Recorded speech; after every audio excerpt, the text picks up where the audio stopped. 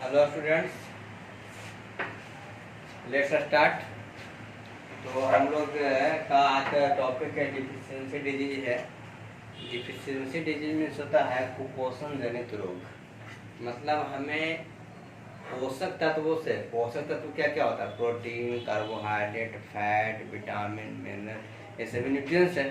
इनकी कमी से जो रोग होता है उसे हम कहते हैं डिफिशियंसी डिजीज। यही देखिए, the disease called due to the lack of one or more nutrients in the diet is called deficiency disease। और जो अभी हम बताएं, एक या एक से अधिक न्यूट्रिएंट्स की कमी से हमारे आहार में एक या एक से अधिक न्यूट्रिएंट्स की कमी से जो डिजीज होता है उसे हम डिफिशियंसी डिजीज या न्यूट्रिशनल डिजीज डिसऑर्डर भी कहते हैं। Deficiency disease are non communicable disease. ये कम्युनिकेबल नहीं होता है। That is, the disease cannot be transmitted from one person to another person। Deficiency disease जो होता है एक व्यक्ति को दूसरे व्यक्ति के संपर्क में आने से नहीं होता है। यह जो होता है हमारे भोजन में न्यूट्रिशन की कमी से होता है, न्यूट्रिएंट्स की कमी से होता है। These are three types of deficiency disease। देखिए, डिफिशियंसी डिजीज जो होते हैं वे तीन टाइप के होते हैं। पहला जो होता है प्रोटीन एनर्जी डिफिशियंसी डिजीज, जिसको हम लोग प्रोटीन एनर्जी मालन्यूट्रिएंस पीएम कहते हैं। पीएम का फुल फॉर्म प्रोटीन एनर्जी मालन्यूट्रिएंस। अगला है मिनरल डिफिशियंसी डिजीज, मिनरल की कमी से होने वाला रोग। अगला है उसके बाद विटामिन डिफिशियंसी डिजीज, विटामिन से कमी से होने वाला रोग। तो अभी हमको चलते हैं डिफिशियंसी ऑफ कार्बोहाइड्रेट्स। कार्बोहाइड्रेट की कमी। कार्बोहाइड्रेट की कमी से हमारे शरीर में कौन सा रोग होता है? एक चीज आपको बताया था, कार्बोहाइड्रेट की कमी से तो हमारे शरीर में रोग होता ही है। हम लोगों के शरीर में, जीव जंतुओं के शरीर में रोग होता ही है, लेकिन कार्बोहाइड्रेट की अधिकता से भी क्या हो जाता है जी? रोग हो जाता है, डिजीज हो जाता है। यदि कार्बोहाइड्रेट यदि आप अधिक मात्रा में लेंगे तो वह क्या हो जाएगा? वह आपको शरीर का वेट बढ़ा देगा, यानी ओवर बॉडी वेट हो जाएगा। बॉडी वेट क्या हो जाएगा जी? ओवर हो जाएगा, और जिससे क्या हो जाएगा? मनुष्य आलसी हो जाएगा। तो ऐसा नहीं है कि ज्यादा कार्बोहाइड्रेट लेने से ज्यादा स्ट्रांग हो जाइएगा, ऐसी कोई बात नहीं है। Carbohydrates are the chief source of energy. Carbohydrate जो है एनर्जी का सबसे महत्वपूर्ण source. Carbohydrate needed in our body. Carbohydrate हमारे शरीर के द्वारा, हमारे शरीर में 2000 से 2500 कैलोरी हमारे शरीर को कार्बोहाइड्रेट चाहिए। Much of this calorie are obtained from carbohydrate present in the food. A body, a boy or a girl of your age needs about 320 gram of cereals, wheat and rice, and about 50 gram of sugar or jaggery per day to meet the energy requirements of the body। Besides rice and wheat के अलावा other carbohydrate cereals are बाजरा, रागी, मक्का, ज्वार। देखिए, rice और wheat तो हम लोग प्रतिदिन खाते हैं, चावल खाते हैं, रोटी खाते हैं, इससे तो हमको कार्बोहाइड्रेट मिलता ही है। लेकिन इसके अलावा जो है हम लोग क्या, बाजरा, रागी, मक्का, ज्वार, ये सब में भी कार्बोहाइड्रेट मिलता है। A diet that contains less than required amount of carbohydrate is called carbohydrate deficient diet। कहता है वैसा आहार जिसमें कार्बोहाइड्रेट की मात्रा, जो उपयुक्त मात्रा है उससे कम यदि उसमें कार्बोहाइड्रेट है तो उस आहार को हम कार्बोहाइड्रेट डिफिशिएंट डाइट कहते हैं। If a person takes the carbohydrate deficient diet over a period of time, he or she suffer from general weakness and lack of stamina. देखिए, कहता है यदि कोई व्यक्ति या यदि कोई महिला या यदि कोई पुरुष लगातार बहुत दिनों से कार्बोहाइड्रेट डिफिशिएंट डाइट ले रहा है तो क्या हो जाएगा? उसका शरीर जो है क्या हो जाएगा? कमजोर हो जाएगा, उसका स्टेमिना कम जाएगा। और क्या होगा, can not bear any physical और मेंटल स्ट्रेन, और उसको फिजिकल कार्य करने में, मेंटल कार्य करने में भी परेशानियां होगा। ये था डिफिशियंसी ऑफ कार्बोहाइड्रेट। इसके और एक पॉइंट आपको यह भी हम बताए हैं कि कार्बोहाइड्रेट ज़्यादा लेने से भी हम ज़्यादा स्ट्रांग नहीं हो जाएंगे। हमें किसी भी न्यूट्रिएंट्स का जो प्रचुर मात्रा है, जो आवश्यक मात्रा, उसी मात्रा में हमें उसको लेना है, न ज़्यादा ना कम। अगर deficiency of fat, like carbohydrates, fats also provide energy to body. Carbohydrate की तरह फैट भी हमारे शरीर को एनर्जी प्रदान करता है। Fat gives more energy than carbohydrate. Fat जो है कार्बोहाइड्रेट से अधिक एनर्जी प्रदान करता है, इसीलिए हम लोग को फैट जो है कम मात्रा में लेते हैं। जैसे हम लोग को घी क्या है, घी हम लोग 1 चम्मच खाते हैं, लेकिन वहीं पर यदि कार्बोहाइड्रेट जब लेना हो, जैसे हमको शुगर का जूस पीना हो तो 1 गिलास पीते हैं। That means मेरा कहने का मतलब है कि fat give more energy than carbohydrate on equal mass basis. Fat help in the synthesis of vitamin D and K in our body. Fat क्या करता है, हमारे शरीर में विटामिन डी और विटामिन के को सिंथेसिस करने में, संश्लेषित करने में मदद करता है। Fat also help in keeping the skin and hair soft. Fat हमारे शरीर में हेयर को और स्किन को सॉफ्ट रखने में भी क्या करता है, मदद करता है। So only a limited quantity of fat और oil should be taken in the diet.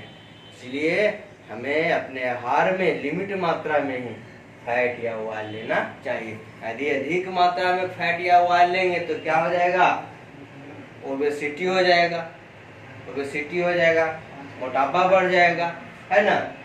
Deficiency of fat causes body weakness and loss of stamina.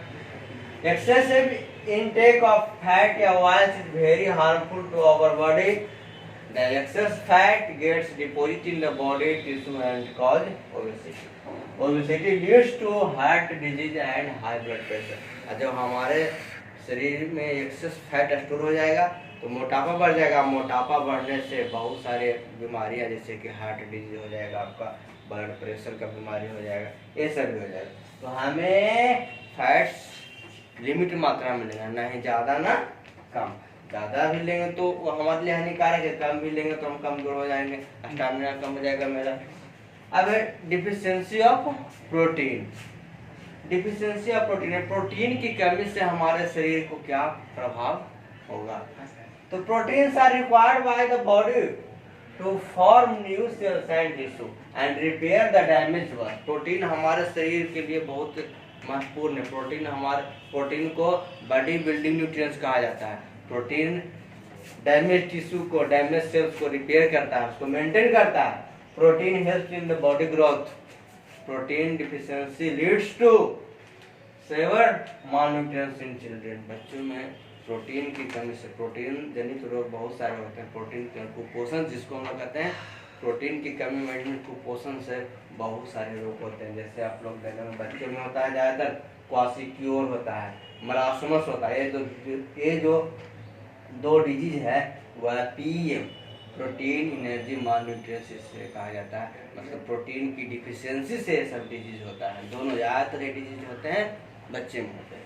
तो प्रोटीन एनर्जी मालन्यूट्रिशन जिसको पीईएम कहते हैं, is called by the deficiency of protein and carbohydrate. PM causes the following disease in children. हम अभी बताए थे क्वासिक्योर और marasmus. तो क्वासिक्योर क्या होता है, आप देखे होंगे बच्चे को, बहुत सारे बच्चे को जो देखे हो क्वासिक्योर से जो सफर कर रहा है, क्या उसको देखे होंगे। यह जो बीमारी जो होता है ज़्यादातर 1 वर्ष से 5 वर्ष की आयु के बच्चों में होता है। Kwashiorkor is called by the deficiency of protein and carbohydrate in diet. भोजन में प्रोटीन और कार्बोहाइड्रेट की कमी से क्वासिक्योर होता है। This disease occurs mostly in the children of 1 to 5 years of age। हम पहले ही बता चुके हैं क्वाशिक्योर डिजीज जो होता है 1 से 5 वर्ष के बच्चों में होता है।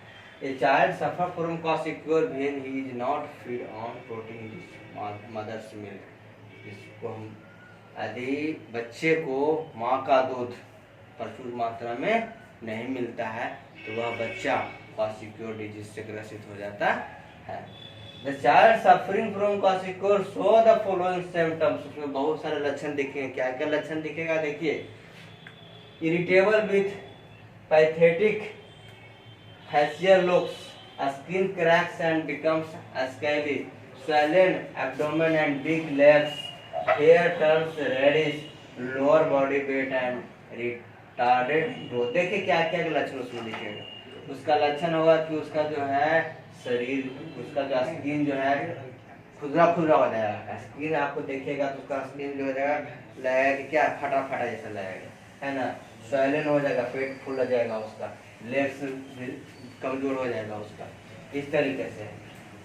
और उसका हेयर टर्न्स रेडिश, उसका बाल जो है रेडिश कलर का हो जाएगा, इस तरीके से। और lower body weight and retarded, lower body मतलब उसका बॉडी का वजन भी जो है क्या रहेगा, क्या हो जाएगा, कम जाएगा। अब इसका हम क्योर कैसे करेंगे, देखभाल कैसे करेंगे, सुरक्षा कैसे शो करेंगे। तो kwashiorkor can be cured by giving protein and carbohydrate rich food to the patient. यदि कोई बच्चा क्वाशिक्योर रोग से ग्रसित है तो उसे हमें क्या ऐसा आहार देना चाहिए, ऐसा भोजन देना जिसमें प्रोटीन की मात्रा, कार्बोहाइड्रेट की मात्रा प्रचुर मात्रा में हो। दूसरा डिजीज बताए थे मरासमस। मरासमस देख रहे हैं तब, क्या देख रहे हैं तब, बच्चा तो सूखा हुआ है, पूरा शरीर का जिसका स्केलेटन आपको दिखाई दे रहा है ना, लगता है इसका शरीर में मांस है ही नहीं है। ये मरासमस डिजीज से ग्रसित है वो बच्चा। तो marasmus is called by the deficiency of protein and carbohydrate. Marasmus में प्रोटीन और कार्बोहाइड्रेट की कमी से होता है। यदि आहार में, भोजन में प्रोटीन और कार्बोहाइड्रेट प्रचुर मात्रा में नहीं बच्चे को मिलेगा तो कौन सा डिजीज हो जाएगा जी, मरासमस हो जाएगा। इसका लक्षण है ए मरासमिक child so all the symptoms shown by a child suffering from, जो लक्षण क्वाशिक्योर का होता है वही लक्षण मरासमस का होता है। लेकिन अंदर क्या है कि the child becomes so thin that loose fold of skin can be seen all over the body। इसमें इसका अंतर यही है कि उसमें उसका पेट में सूजन होता है, लेकिन इसमें क्या होता है, क्वाशिक्योर में बच्चे का पेट फुला होता है, जबकि मरासमस में पूरा शरीर उसका एकदम सूखा हो जाता है, सूख जाता है, लगता शरीर में कोई जान ही नहीं, पूरा एकदम उसका स्किन भी जो है कैसा होता है जी, पतला हो जाता है।